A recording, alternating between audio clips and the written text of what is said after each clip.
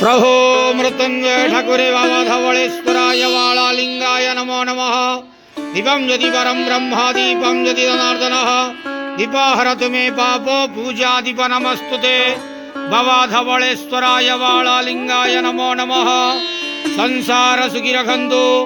आज शुभ शनिवार रे समस्त श्रद्धालु भक्त मानक आश्रीपद करंतु। मनस्कामना पूर्ण करंतु। कर्म क्षेत्र उन्नति करंतु। ग्रहरिष्ट खंडन करंतु। जगतर मंगल करंतु। विश्वर कल्याण करंतु। आपणकर नाम विख्यात करंतु। सेवकर डाक श्रवण करंतु। समस्त गवसा भक्त मानकर मनस्कामना पूर्ण करंतु। जो जो भक्त माने आपणक पाखरे मानसिक रखिजंती तंक मानसिक पूर्ण करंतु। बाबा धवलेश्वराय वाळालिंगाय नमो नमः। संसार सुखी रखंतु आनंद गेवार हरि बोलो। आज शुभ शनिवार रे समस्त श्रद्धालु भक्त मानक आश्रीपद करंतु आनंद गेवार हरि बोलो।